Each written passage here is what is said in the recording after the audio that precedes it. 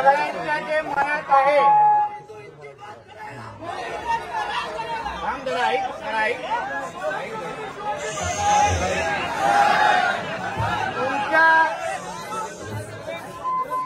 तुमच्या सगळ्यांच्या जे मनात आहे त्या भडव्यावर तेच होणार एवढं मी तुम्हाला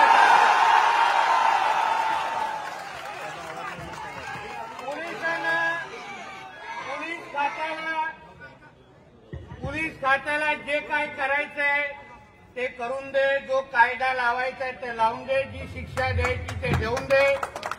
ज्या दिवशी तो शिक्षा संपून बाहेर येईल त्यानंतर जास्त काळ जिवंत राहणार नाही।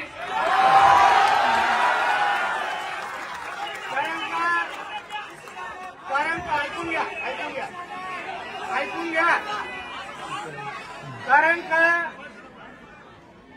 ही आमच्या आंबेडकर समाजाची यशस्वी तिचं नाव अगर यास्मीन असतं तर आता हे पुरण पेटलं असतं आतापर्यंत। सगळं काय अमित सहन करायचं हे काय कुठे लिहिलेलं नाही। सर्व धर्म समभावाचा ठेका फक्त आम्ही घेतलेला नाही।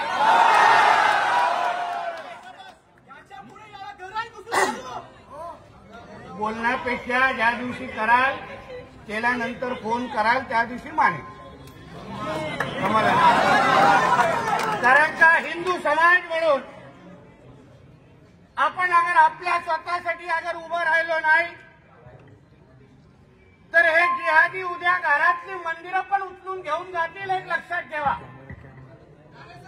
मी काही इथे नुसतं सात्वन करण्यासाठी आणि पोलिसांना भेटून फोटो आणि मीडियामध्ये करण्यासाठी आलेलो नाही। मी आपल्या सगळ्यांना हे आवर्जून मला सांगायचंय पोलीस खातं म्हणून सरकार म्हणून जे काय करायचंय जी काय शिक्षा द्यायची आहे ते देणारच पण ही काय नुसतं एखाद्या दाऊदशेख पुरता विषय नाहीये। हा आपल्या हिंदू समाजाला आपल्या धर्माला संपवण्याचा एक फार मोठा कट आहे लक्षात ठेवा। 2047 पर्यंत 2047 पर्यंत या देशाला इस्लाम राष्ट्र बनवण्याचा निर्धार या जिहाद्यांनी केलेला आहे आणि त्यासाठी हिंदूंची जनसंख्या कमी कशी करायची तर त्याचा एकमेव मार्ग आहे लव जिहाद। आणि या लव जिहादच्या निमित्ताने अशाच आपल्या भगिनींना अशा पद्धतीने फसवायचं आणि अशा पद्धतीचं त्यांचं आयुष्य संपवायचं। पण त्यांचे कोणी भडवे अगर या गर्दीमध्ये उभे असतील तर त्यांनी हेही लक्षात ठेवावं की हा विषय इथपर्यंत संपणार नाही।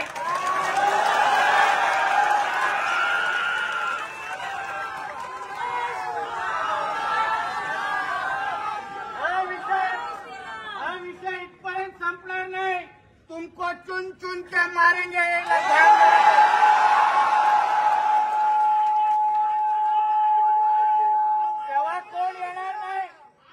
तेव्हा कोण येणार नाही मस्जिदीतून तुम्हा लोकांना वाचवण्यासाठी। म्हणून ही जी काय हिंमत जी दाखवली आहे आमच्या हिंदू समाजाला जे आव्हान देण्याचा जो प्रयत्न केलाय यापुढे ह्याचा बदला आम्ही निश्चित पद्धतीने घेऊ। हा शब्द आहे तुम्हाला प्रत्येकाला मी देऊन जातोय। मी तिच्या आई वडिलांना पण शब्द दिलाय तिच्या आई वडिलांना पण शब्द दिलाय की तुम्ही चिंता करू नका की जसे माझ्या या बहिणीचे व्हिडिओ आणि फोटो सगळीकडे फिरतायत ना तसे ते भडव्याचे पण फोटो आम्ही तुमच्या समोर व्हिडिओ आणून दाखवू। आपल्याला किती वाटलं हे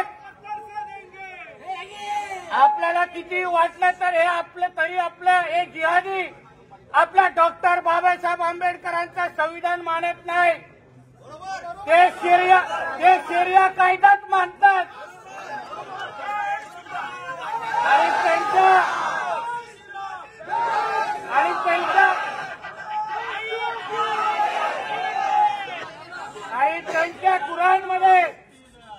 त्यांच्या कुराणमध्ये महिलेचं काय महत्व आहे जरा पानं फिरकून बघा आणि मग बघा हे लोकांची ही नाटकं का चालली आहेत। मी उल्वा वासियांचं खरं मनापासून अभिनंदन करेन। निर्णय घेतलाय त्या लोकांनी की न्याय व्यवहार करायचा या जिहाद्यांबरोबर। मी तसंच माझ्या उरणवासियांना पण सांगेन, बस करा आता यांच्यावर व्यवहार।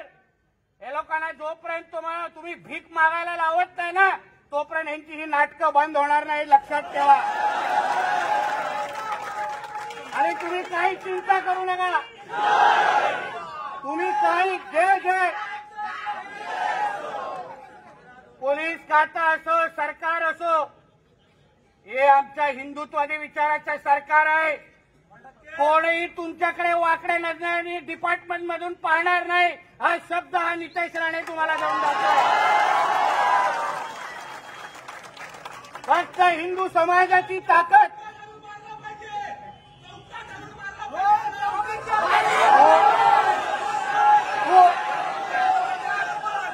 तुम्ही फक्त चौक बघून ठेवा, त्या भडव्याला तिथे आणण्याची जबाबदारी आमच्या लोकांची आहे।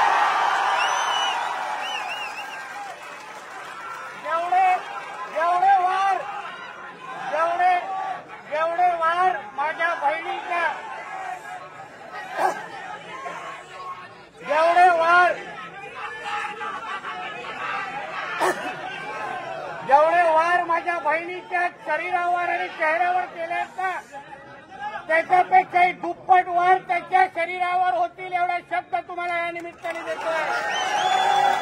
आम्ही काही कायदा हातात घेणारे लोक नाही आहोत, पण आमच्या माता भगिनींच्या पर्यंत पोचण्याची कोण हिंमत करेल तर त्या वडव्यांना जिवंत न ठेवण्याचं पण आमच्या धर्मामध्ये सांगून ठेवलेलं आहे। म्हणून यापुढे आपल्याला मी एवढेच निमित्ताने विनंती करेन, पोलीस जे आपलं काम करायचे ते करतीलच, पण तुम्ही आपल्या पद्धतीने जागृत राहा, आपली भीती निर्माण करा। कोणीही आपल्याकडे वाकड्या नजरेने पाहिलं तर त्याचे डोळे जागेवर राहता कामा नये, एवढी दहशत हिंदू समाजाची तयार झाली पाहिजे। परत तुम्हाला सांगतो, ही अगर यशस्वी नाही पण यास्मीन असती ना इकडला एकही हिंदू जिवंत राहिला नसता। आपण नुसतं भाषण करत बसलोय, घोषणा देत बसलोय, पण हिंदू समाज म्हणून जसं आज आपल्या बहिणीने वाकड्या नजरेने पाहिलंय, आपल्या आंबेडकरी समाजाची हक्काची तरुणी होती, त्याच पद्धतीने कोणी यापुढे वाकड्या नजरेने बघण्याची हिंमत होता कामा नये, ही शपथ या निमित्ताने तुम्ही घ्यावी एवढीच विनंती मी तुम्हाला या निमित्ताने करतोय। तुम्ही काय चिंता करू नका, आम्ही सगळेजण तुमच्या बरोबर आहोत एवढाच विश्वास तुम्हाला या निमित्ताने देतो। जय श्रीराम।